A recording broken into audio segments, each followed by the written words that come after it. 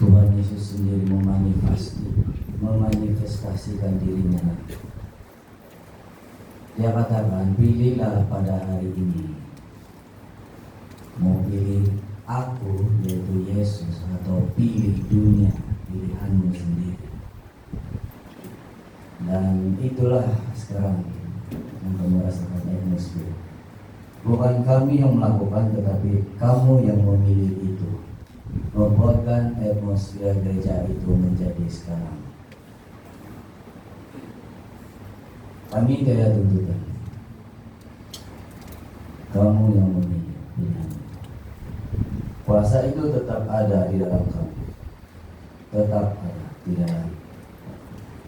Bukan kami yang memilih, kamu yang memilih itu.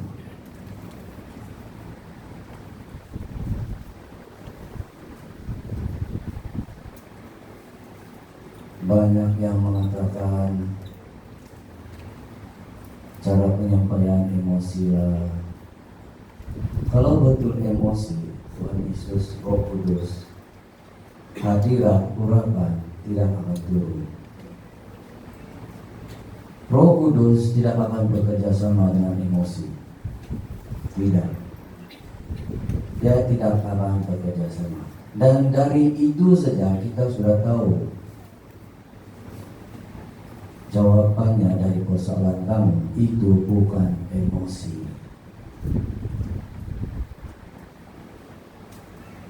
Nah, oleh sebab manusia ini lumrah, sikapnya manusia ini suka membenarkan diri. Lumrah manusia suka membenarkan diri. Kamu paham maksud lumrah? Lumrah manusia, kebiasaannya. Maksudnya sejak keluar saja dari kandungan sudah ada sifat itu, membenarkan diri. Dan kamu suka dengan keadaan yang begitu, atmosfer yang begini, atmosfer yang tidak down boost.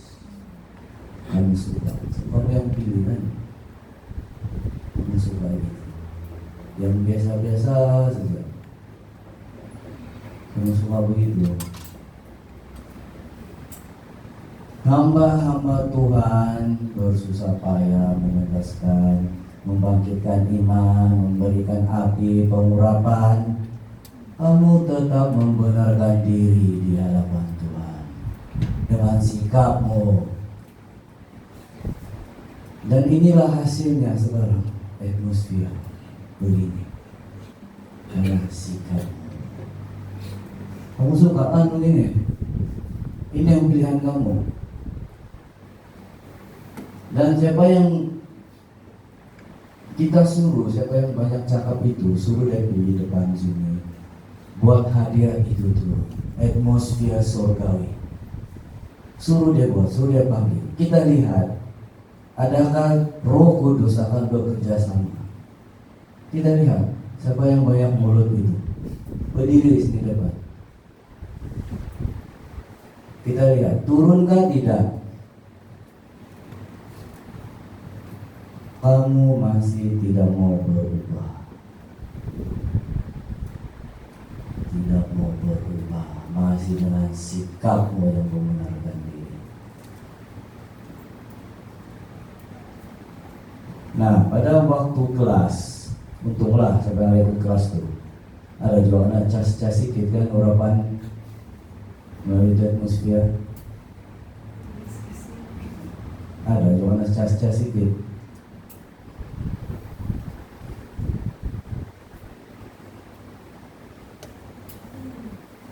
Keadaan sekarang sudah berubah oleh sebab pilihan kamu, pilihan jemaat sendiri.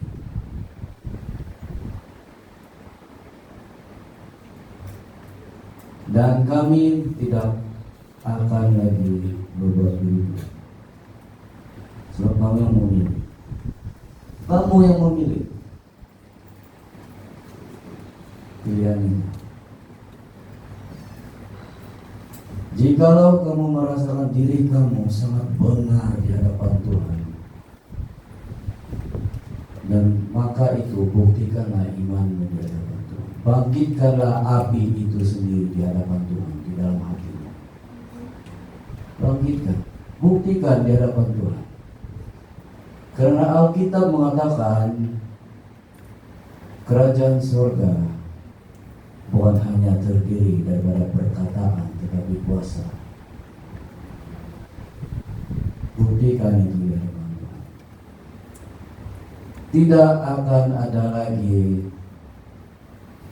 peperangan alam, teriak seni. So, kamu lebih suka begitu. Kamu lebih suka begitu. Yang diam-diam santai, duduk-duduk, memanaskan kursi. Itu yang kamu suka kan? Tanpa ada pengurapan baru. Kamu suka yang begitu. Setiap kali apa yang kami sampaikan, setiap kali itulah terkumpul di dalam hati dan pemikiran kamu, ada saja yang tidak betul. Saya sudah pernah katakan sebelum itu, sudah lama. Kita ini manusia, saya katakan kita adalah manusia yang hipokrit. Paham hipokrit? Hipokrit maksudnya di sini saja kita nampak benar, betul, mulia. Di belakang popet. Itulah hipokrit maksudnya.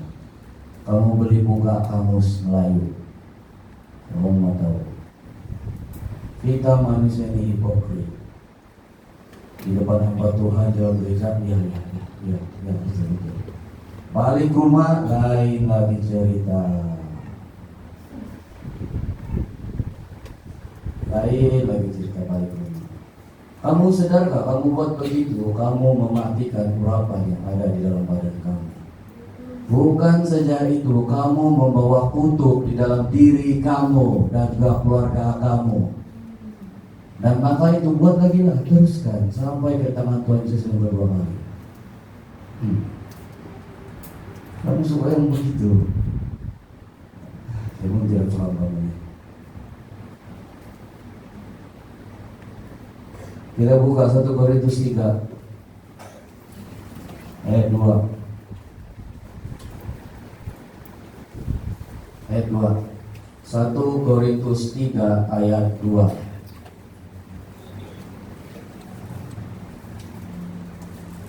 Sebenarnya ini tahan-tahan saja, tapi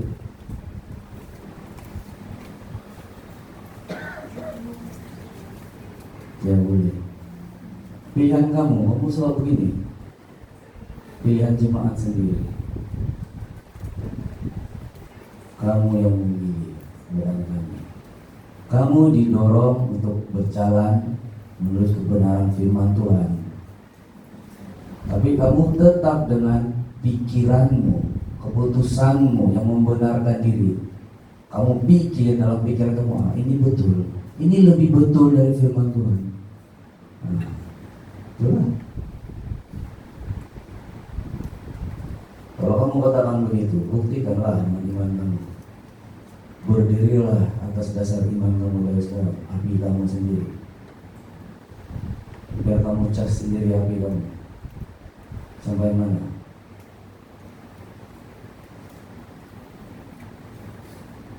Tuh, mau baca lah ayat 2. Kamu baca sendiri. Apa firman Tuhan katakan? Susulah yang kuberikan kepadamu, bukannya makanan keras, sebab kamu belum dapat menerimanya. Dan sekarang pun kamu belum dapat menerimanya. Amin. Betul sekali. Dan sekarang pun memang kamu belum dapat menerimanya. Apalagi yang betul lah. Terang-terang ayat Alkitab ayat 2. Kamu bacalah sendiri. Sekarang pun kamu belum dapat menerimanya apa yang sedang berlaku. Balik rumah masih popet. Apalah kamu berarti. Kamu sendiri yang membawa masalah dalam diri kamu, mematikan urapan itu. Kamu coba pikirlah secara logik manusia yang kamu selalu guna. Apa hasil daripada yang kamu buat begitu untuk banyak mulut? Hasilnya apa? Dapat membawa kamu masuk ke dalam kerjaan surga 100%? Itu hasilnya? Tiada hasilnya. Kamu cuma membuat kutuk, membuka celah bagi roh jahat masuk untuk menghancurkan keluarga kamu. Masih diteruskan dengan begitu. Begitulah juga sikap Israel semasa Musa membawa keluar dari tanah Mesir. Sikap mereka yang tidak mau diubah. Sebab itulah Tuhan memimpin Musa, menyuruh Musa untuk membawa Israel mengelilingi padang pasir. Tujuannya untuk penapisan seperti kita sekarang. Menapis siapa yang akan bertahan sampai kesudahannya, itulah yang akan selamat. Alkitab katakan. Jelas sekali ayat 2. Membaca susulah yang kuberikan. Maksudnya kenapa ada kata begitu? Masih bayi rohani. Bayi rohani. Karena tegur keras sedikit, sakit hati, popet-popet di rumah. Begitu malah sekarang Kristus.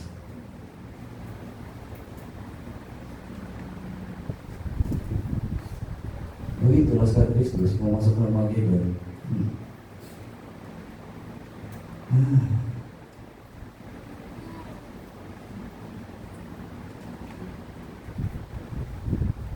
Belum dapat menerima makanan keras, belum dapat,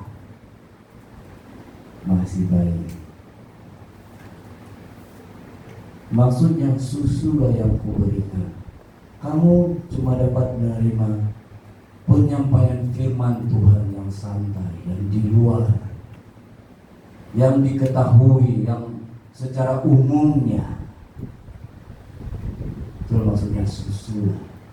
Dan secara umum yang semua orang boleh paham, boleh ketahui. Dan apabila masuk mendalam ke isi tersirat bagian alam roh, dan di sanalah bermulanya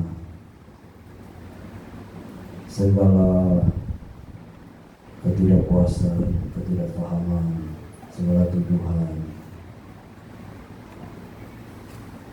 Kita baca ayat 3. Ayat 3 mengatakan, karena kamu masih manusia duniawi. Betul sekali, amin. Betul sekali. Ini saya aminkan dalam nama Tuhan Yesus. Sebab jika di antara kamu ada iri hati dan perselisihan, bukankah itu menunjukkan bahwa kamu manusia duniawi dan bahwa kamu hidup secara manusiawi? Amin, betul sekali. Ini pun betul sekali. Ini yang terjadi sekarang membuatkan atmosfer gereja menjadi suram. Kamu masih tidak sadar. Kamu dalam genggaman setan sebenarnya. Kamu masih tidak sadar. Masih membenarkan diri. Apa yang kamu dapat? Kamu tidak dapat apa-apa. Di akhir hidupmu pun kamu tidak dapat apa-apa. Tidak jaminan untuk masuk surga. Jadi tenaga kamu tidak buat gitu, popet. Lebih baik daripada kamu begitu, kamu ikut ajaran firman Tuhan. supaya kamu mendapatkan mahkota kehidupan di akhir hidupmu bila kamu mati masuk dalam tanah. Paham? Perkara simpel gitu pun kamu susah paham. Kenapa? Itu si pemberontakan diri. Lagi. Dan apa? Ayat 3 katakan hidup secara manusiawi. Itulah itu. Betul sekali. Apalagi orang-orang sudah ayat 2 ayat 3. Itulah jawabannya semua. Yang membuatkan kamu rasa sekarang yang dia begini, kenapa tidak macam biasa. Kamu tanya lagi, itu jawabannya ayat 2 ayat 3. Balik rumah, tengok cermin, koreksi diri sendiri. Daripada kamu penat-penat ubi-ubi mulut popet terhasil. Bro, kamu pun tidak selamat membuat begitu. Membawa kutukan adalah kan kamu suka yang begini santai, relax,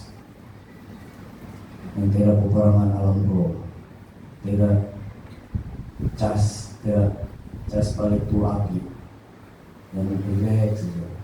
Itu yang api yang mau tunggu mati yang itu yang kamu suka, yang santai, yang tidak cas lagi kan. Pilihan jemaah ini tidak mau paksa, pilihan kamu, pilihan di tangan masing-masing kan? Banyak kali sudah teman-teman, sampai bila kamu teruskan begitu, sampai bumi betul-betul kamu nampak sudah duduk di depan kamu hancur di bumi. Baru kamu cepat, baru mau cerita, sudah terlambat. Sudah terlambat sudah. Kamu tunggu bom atom meletup depan kamu, baru kamu tepat, sudah terlambat. Sekaranglah masanya Tuhan memberikan kamu kesempatan. Kenapa masih meneruskan sikap yang begitu? Kenapa? Apa hasilnya? Saya tanya sekali lagi, hasilnya apa?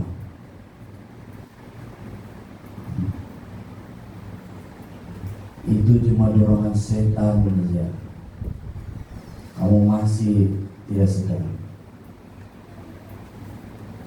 sadar yang kamu dalam genggaman setan, sudah dirantai setan dalam perjalanan masuk ke gerbang neraka. Kita sudah pernah nampak video sebelumnya. Manusia memang kita tidak nampak, tapi dalam alam roh sebenarnya sudah dirantai. Barisan itu sangat panjang. Manusia dalam bumi bukan 1.200. Jadi kamu tinggal menunggu giliran kamu masuk ke gerbang pintu neraka dalam keadaan dirantai. Masih boleh bekerja seperti biasa, tapi roh kamu sudah dalam genggaman setan.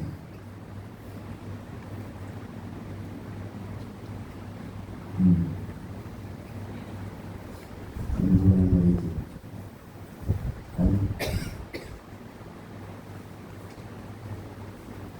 Kalau kamu tengok Nigeria, penegasan firman Tuhan itu senantiasa ada. Tidak dikatakan santai.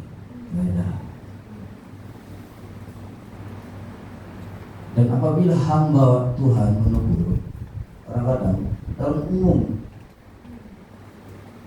depan jemaat yang ramai beribu-ribu,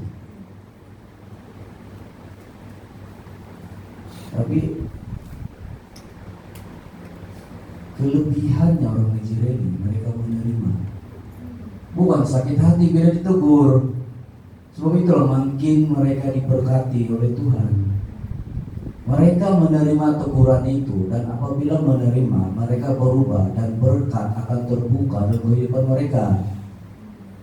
Ini bukan menerima, makin membenarkan diri. Terang-terang dalam Alkitab banyak katakan jangan membenarkan diri di hadapan Tuhan. Masih juga luar. Jemaat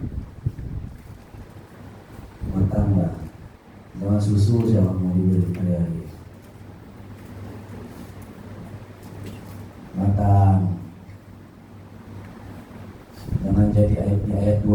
baca sendiri.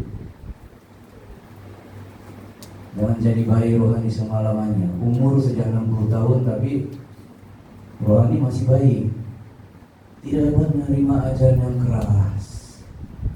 Itu bukan laskar Kristus tuh. Kalau tidak dapat menerima ajaran keras, kamu pikir tidak payah bagian alam rola, askar bagian dunia saja, askar elit komando. Kamu tengok dia latihan baik gak begitu tuh?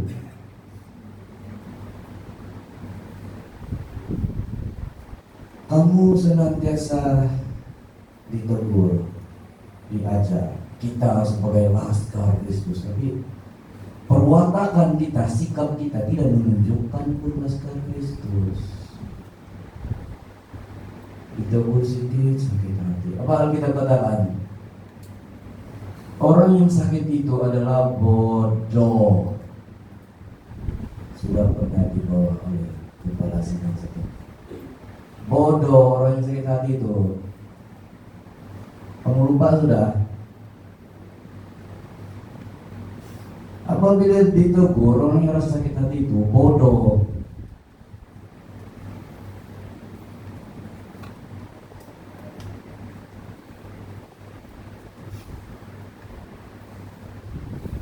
Satu Timotius 6.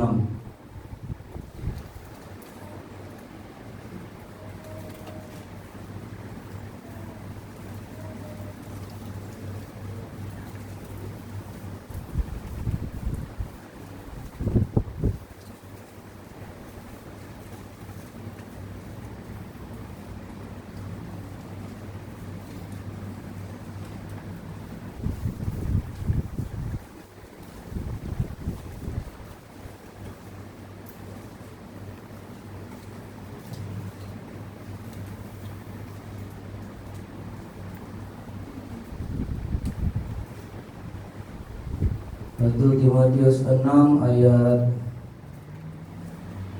6. Demikian firman Tuhan. Memang ibadah itu kalau disertai rasa cukup memberi keuntungan besar. Nah, ini selalu saya katakan, kami hamba Tuhan hidup dengan apa yang ada. Itu maksudnya, rasa cukup, hidup dengan apa yang ada. Tapi lain pula penafsiran manusia-manusia sekarang. Dikatakan lagi makan duit lah, apalah. Oh gitu lah. Heran juga. Pelik saja. Ayat 6 katakan, memang ibadah itu kalau disertai rasa cukup memberi keuntungan besar. Disertai rasa cukup. Cukuplah dengan makanan yang ada, cukuplah dengan apa yang ada.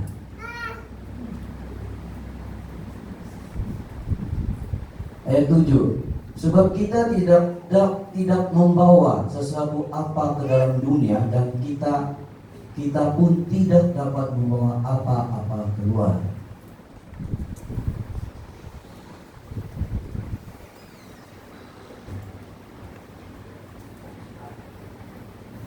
Maksudnya di sini, segala harta yang kita miliki di dunia kita tidak dapat membawa ke alam roh.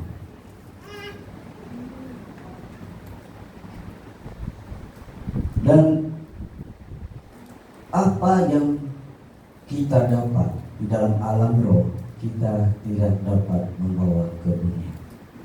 Maksudnya orang tidak lihat, sebab itu alam roh seperti yang dikatakan dengan peti emas itu. Manusia tidak melihat.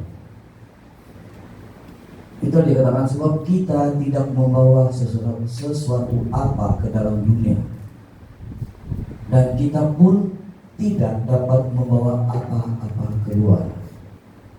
Membawa apa-apa keluar maksudnya kita tidak dapat membawa apa-apa pun yang kita miliki keluar ke alam roh. Apa yang tidak ada di bumi kekal di bumi bila kita mati. Ayat 8 katakan, asal ada makanan dan pakaian cukuplah. Tuhan katakan sembarangan. Kami hamba-hamba Tuhan hidup dengan apa yang ada. Ayat 8 terang-terang mengatakan, asal ada makanan dan pakaian cukuplah. Tapi dikata-katakan lagi, dikata-katain lagi di dalam hidup.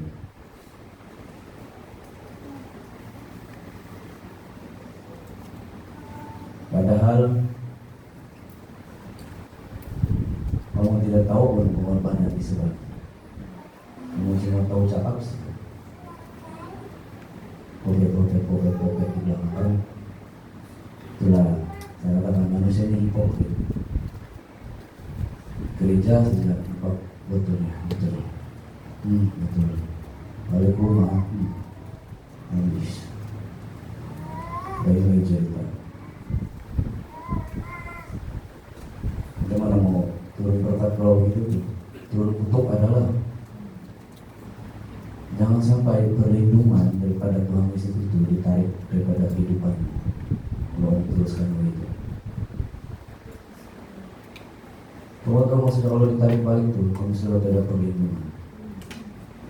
Bila-bila masa kamu akan terdedah dengan bahaya. Apakah kamu sedang melintas jalan tiba-tiba di luar kereta? Itu contohnya. Kalau ditarik balik.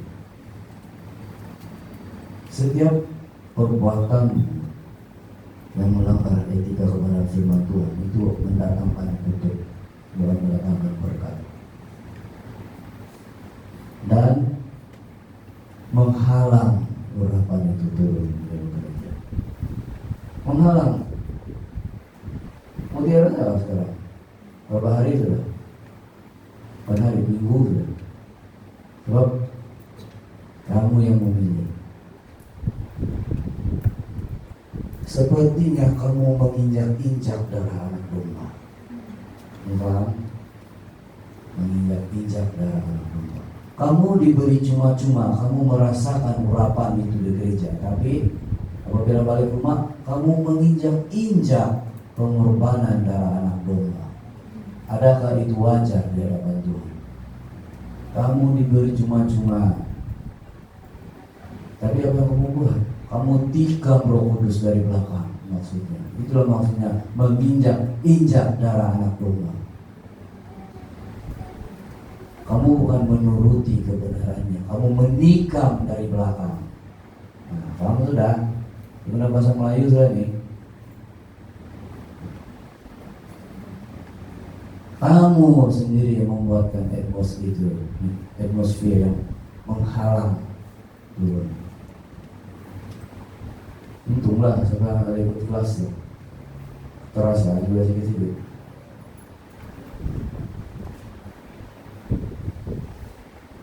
Sedar jemaat Tuhan, sedar, pikir dalam-dalam, semasak-masaknya. Di mana roh kamu berada sekarang? Pikir. Pilihlah pada hari ini. Kita mau juga tuh berapa? Kita mau juga merasakan atmosfer begitu. Yang apabila urapan itu turun kita rasa macam tidak mau teruskan sudah. Tapi kita sendiri yang memilih itu keputusan menghalang urapan itu turun dari sikap kita manusia. Kemudian saudara lagi. Itulah sebabnya kamu merasakan suram dari sikap kita, sikap manusia.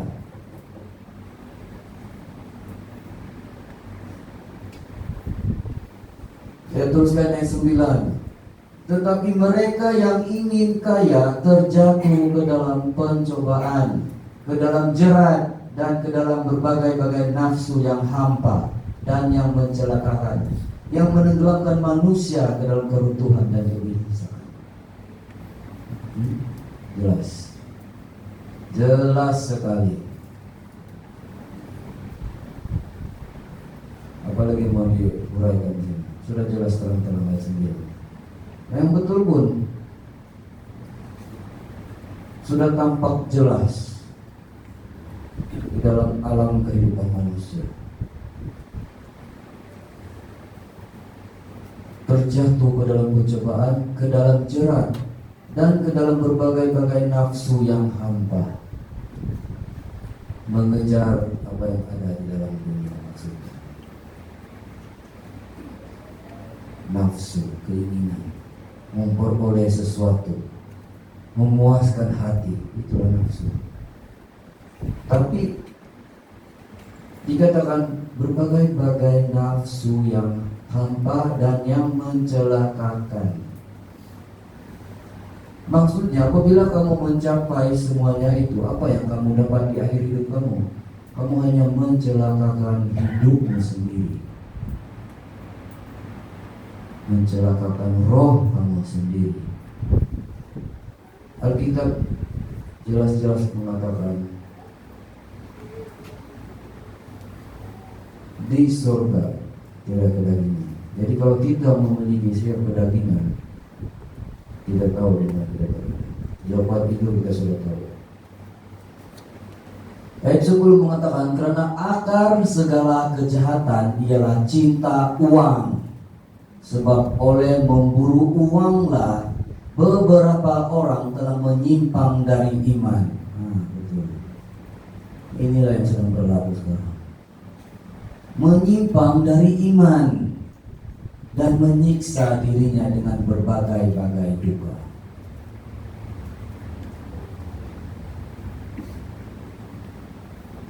Menyimpang dari iman karena uang dan menyiksa dirinya dengan berbagai-bagai duka. Ini yang sedang dialami gereja sekarang. Pemberian sedikit, tersiksa sudah diri. Itu maksudnya menyiksa diri dengan berbagai duka. Tersiksa sudah tuh hati, terbuka sudah. Sebab kenapa? Keinginan, nafsunya, kedagingan, apa yang dikejar di dunia tidak tercapai oleh sebab karena berbagai-bagai pemberian. Itulah maksudnya.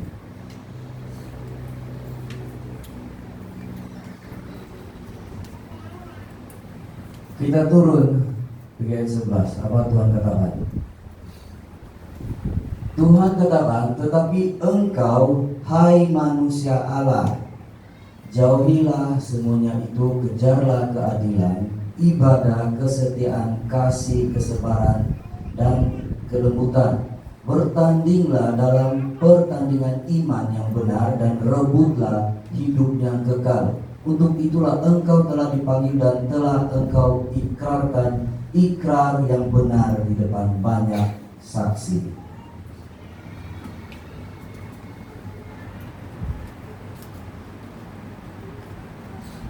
Yang engkau telah ikrarkan, maksudnya kesaksian. Kamu sudah bersaksi di hadapan Tuhan. Buktikan itu kesaksianmu benar. Berubah menurut pimpinan Roh Kudus. Ayat 12 mengatakan bertandinglah dalam pertandingan iman yang benar dan rebutlah hidup yang kekal. Amin. Bertanding dalam iman yang benar untuk mendapatkan hidup yang kekal. Itulah dikatakan Rasul Paulus, mahkota kehidupan.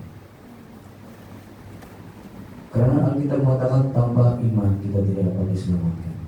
Kita tidak dapat memiliki mahkota kehidupan yang dijanjikan oleh Tuhan Yesus. Kalau dengan sikap kita manusia yang masih kekal dengan bobet, itu menghalang. Hasilnya sekarang inilah hasilnya. Kemudian rasa ada masih suram, Sebetulnya ada halangan di atmosfer karena sikap kita manusia yang tidak mau merendahkan diri di hadapan Tuhan, tidak mau mengikuti ajarannya, tetap dengan pikiran kita yang berjalan, daripada mengikuti apa yang tertulis di firman Tuhan.